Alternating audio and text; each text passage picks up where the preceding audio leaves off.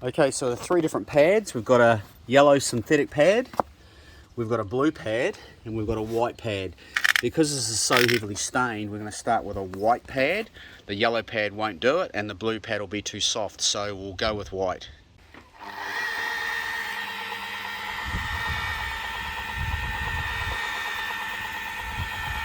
We'll just work away on this slowly to break that top surface down because it's layered. It's a layered stain. Now we'll angle the pad over and just take a bite, and you'll see as we start biting into it that it starts pulling out the stain. It's pretty damn obvious really, so you need to use a white pad on this because the yellow pad's too gentle, it won't break through that top layer, and the blue pad is too soft, so the blue pad is great for pool glass, etc. But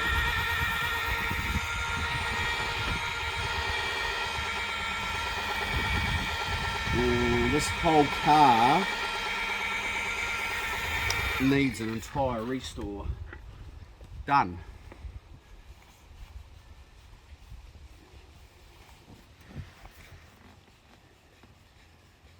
No scratching, no acids.